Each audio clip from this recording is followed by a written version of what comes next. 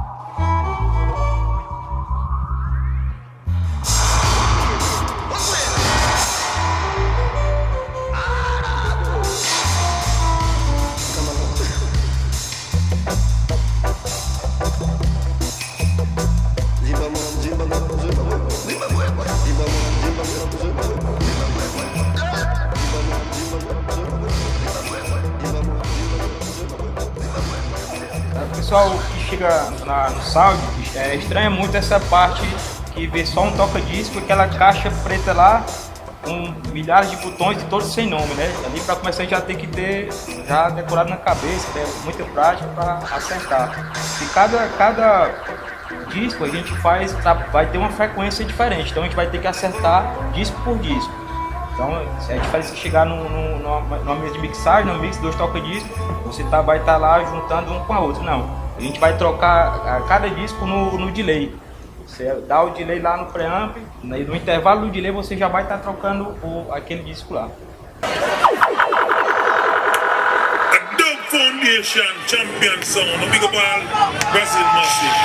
Muita gente nem viajava muito e alguns produtores falavam, mas Dub é uma merda, Dub é não sei o quê. Eu digo, pô, a merda é um fertilizante, né?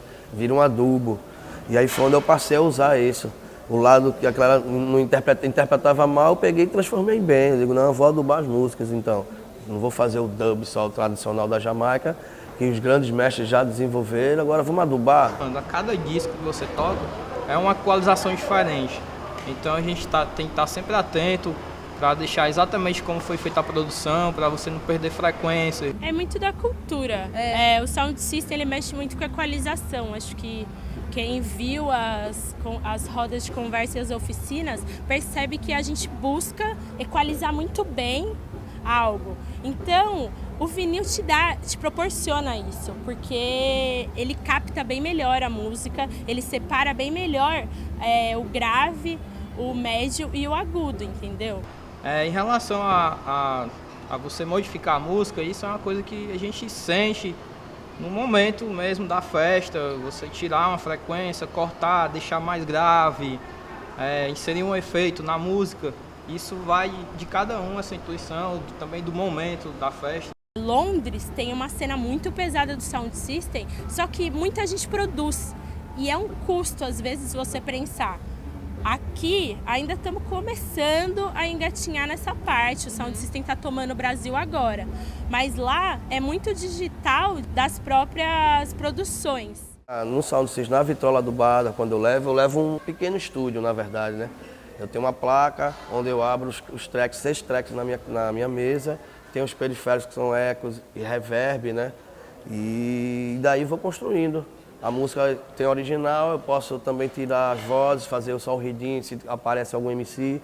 Então é uma coisa dinâmica, é um estúdio, então eu tenho 1000 possibilidades. A gente não usa limiter, não usa compressores, ali a frequência está livre. Se você não tomar cuidado, se você não tiver um ouvido legal, bem educado, o seu ouvido, você pode estourar um falante ali na hora. Você tem que estar bem já preparado mesmo para aquilo ali. Então tem que ter uma educação musical legal mesmo. Então eu faço a remixagem e levo esse som para a galera conhecer. Entendeu? Então é o grande lance do Sound System, como produtor fazendo ao vivo, né? Eu não toco no vinil porque eu não consigo abrir os canais para poder fazer a mixagem, a versão naquele dia, né? Então cada evento também, cada tocada, as versões são diferentes. Dá uma demanda de dinheiro ter um Sound System. Então o Sound System não é só questão de você ter força de vontade, uma diversão, não. Você tem que levar meio a sério porque envolve dinheiro. É caro ter um sistema de som. Para mim é fantástico, assim, ter essa liberdade de criar, sabe? E fazer uma versão, fazer 2 versões, 3 versões da mesma música, totalmente diferenciada. E é uma coisa que ao mesmo tempo é desafiador, porque a partir do momento que você faz isso no estúdio, você está tranquilo para repetir, você pode, não curti essa versão, acho que errei aqui. Né? E é tão louco que o dub para mim, até quando erra, é dub, entendeu?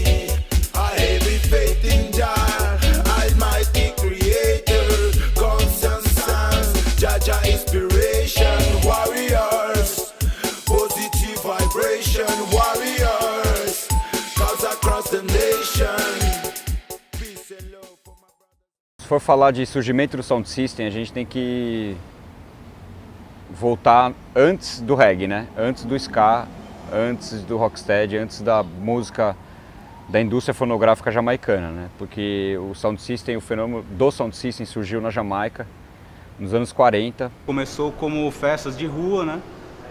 Nos guetos da Jamaica, por pessoas que não tinham dinheiro para comprar nada em termos de diversão, entendeu? Não tinham rádio, não tinham toca-discos. Então os caras resolveram fazer as próprias rádios. E aí a rádio era o quê? O seu sistema de som, suas caixas de som, botadas na rua. E aí ali já se comercializava o disco de vinil, daquele som que tinha acabado de lançar e que estava sendo emitido ali pelas caixas de som. Não era todo mundo que tinha dinheiro para ter um rádio, né? E muito menos ter um aparelho e tocar os discos, tocar o R&B, que é o que era tocado, o Rhythm and Blues era tocado na época. E, na verdade, o movimento surgiu por parte de vendedores de bebidas, né? Lojas de bebidas que colocavam a aparelhagem de som na frente para poder chamar consumidores. Então virou, de alguma maneira, né, com esse caminhar da história, virou uma maneira de fazer lazer, de levar música, de levar divertimento, de levar dança, de levar o convívio social para lugares que em geral não tem. Rapidamente esse fenômeno tomou conta, né, dos guetos da Jamaica e ele se tornou, vamos dizer, uma forma de ganhar dinheiro e também de capitalizar e poder talvez investir, né, uma forma de investimento. Do começo dos anos 50 para frente começou também a imigração dos jamaicanos para a Inglaterra, em busca de trabalho, e também muitos músicos foram em busca de trabalho e muita gente também, por coincidência, que fazia Sound System na Jamaica, como o Duke Vin, foi parar na Inglaterra. A Inglaterra teve uma invasão, né, uma verdadeira invasão jamaicana de imigrantes a partir dos anos 50 e eles foram uma comunidade que precisava, né, ter essa referência cultural e o Sound System marcou essa comunidade a partir dessa autorreferenciamento cultural e depois acabou se expandindo para todas as camadas, né, da sociedade inglesa. Então, no começo dos anos 60, coincidindo com a independência da Jamaica, surge o ska, que é a festa mesmo que ficou, o som que ficou conhecido como som de festa para eles. E o som também da independência da Jamaica. Então, no final das contas, o fenômeno do Sound System na Jamaica ele possibilitou a acumulação de dinheiro pelos donos do Sound System, que também depois acabaram dando início à indústria fonográfica na Jamaica, entendeu? Primeiro, o Coxsone começou a gravar na Federal Record Studios e o Duke Reed construiu o Treasury Island, e os dois produziam basicamente, em princípio, eles faziam as produções dos acetatos, né, que depois viraram os dubplates, para tocar nas festas, e com esses sons das festas eles iam testando o que tinha uma reação do público, o que o público gostava, eles pegavam e prensavam e começaram a... Daí surgiu toda uma onda, né?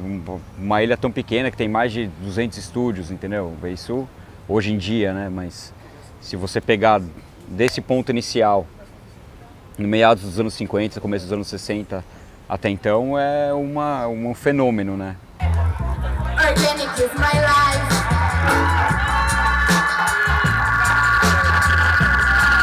Original, Panema Show, Soul Music, Soul Music, Soul e Reggae, Reggae and Soul, puta casamento da hora, right? O mundo é machista, né? O mundo teve uma criação do homem, né, sendo ali o protagonista das histórias, das conquistas, do poder. O Sound System, ele é naturalmente pensado como algo masculino. Como uma mulher vai carregar uma caixa de 40 quilos? A música, ela é uma manifestação cultural que ela é o espelho da sociedade, ela é o espelho de quem faz, né?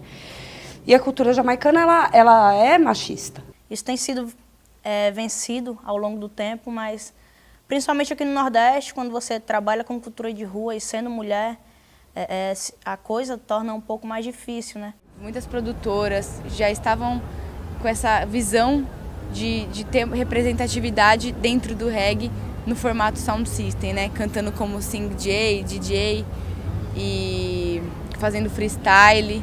Eu posso citar uma mulher que é a Sônia Poitinger. Ela era produtora, tinha o próprio selo, né? Uma mulher que já passou esse enfrentamento, assim como N outras cantoras. Sister Nancy foi a primeira a conseguir prensar um disco e distribuir na Jamaica. Tipo, ela foi muito forte, porque ela teve que vencer o produtor, que era homem, o cara que carregava a caixa e o cara que ia comprar o disco dela para tocar. Então, antigamente na Jamaica, era, tipo, você era lançado por um estúdio. Para ela convencer um estúdio a gravar ela, foi uma luta. E eu sinto que isso é o que a gente está vivendo hoje no Brasil. Eu acho que eu posso dizer que do ano passado para cá, de 2015, final de 2014, 2015 para cá, que começou a aparecer uma mulherada, especialmente no microfone, porque as seletoras ainda foram aparecendo um pouco antes da gente, da voz, sabe? Mas não dá para dizer que são várias, né? Ainda são poucas. A gente tem como grande rei do reggae, Bob Marley. Quem é a rainha? Alguma mulher conhece a rainha do reggae? A gente tem feito uma coisa que é unificadora, assim. Nós também não estamos falando, vocês, caras, tarará, nunca deram espaço, então agora a gente vai... Entendeu? Não é isso, né? Vai ter um festival, existe mulheres para participar desse festival. Vai ter um grande show, tem mulheres para representar e é necessário ter mulheres para representar num grande show de reggae. Porque as irmãs precisam se ver no reggae. Então, não é só a gente pela gente. A partir do momento que a gente abre a nossa voz ou abre algum segmento para falar sobre valores maiores, tem pessoas que se sentem representadas com a gente. A gente tem que abstrair esse negócio de feminismo. A gente tem que ouvir feminino, sim. Feminino não quer dizer sou feminista e sou contra você, contra os homens. É feminismo assim de, tipo, tem mulher fazendo, vamos respeitar, vamos chamar. Estamos aqui. Nós não somos invisíveis, sabe? Esse empoderamento feminino serve também para encorajar outras mulheres. Isso é muito rico, isso é muito lindo, né? Apesar de ser muito difícil, mas é algo que encoraja outras mulheres e a gente se fortalece também enquanto movimento. Hoje eu terminei de tocar e uma irmã me abraçou, assim, sabe? Ela nem falou comigo, ela me abraçou. Aí eu falei, pô, você entendeu o meu recado, legal, é isso, sabe?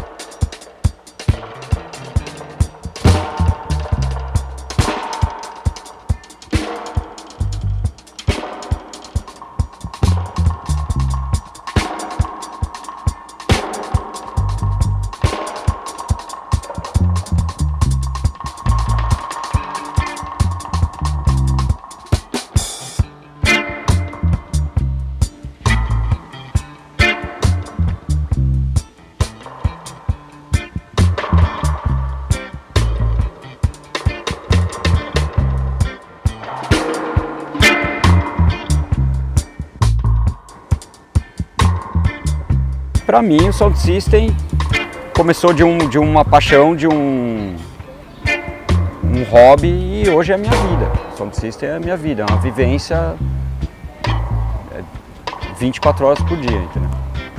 Mas a primeira vez que eu fui numa festa de dub, que era o Sound System mesmo, foi em 2002, no Suzy Dub, que era na Rua Vitória, em São Paulo, e que era basicamente um inferninho, entendeu? Que era uma coisa totalmente underground, um porão com uma portinha pequena, sem estar escrito nada. A minha experiência pessoal foi saber a existência do Sound System.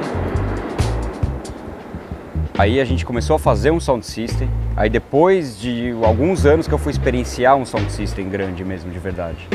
Escuro, fumaça, entendeu? E o som, só os graves. E aí, acho que a partir disso foi que eu realmente pirei na história e comecei a frequentar e pensar, entendeu? Realmente que era uma coisa realmente fora do comum. Praticamente nasci dentro de uma caixa de grave, eu falo assim, porque meu pai, ele pirava em equipamento, já mexia com manutenção e instalação de grandes redes de supermercado. O fazer música dentro de casa, meu avô tocando violão, as minhas tias, as minhas primas, eu cantando ali junto, aprendendo a dividir voz, abrir voz diferente, essa coisa técnica que tem no cantar, né? A gente fazia ali de uma maneira natural. Saber da raiz do tipo da caixa, o tipo de alto-falante, veio realmente do meu pai, né?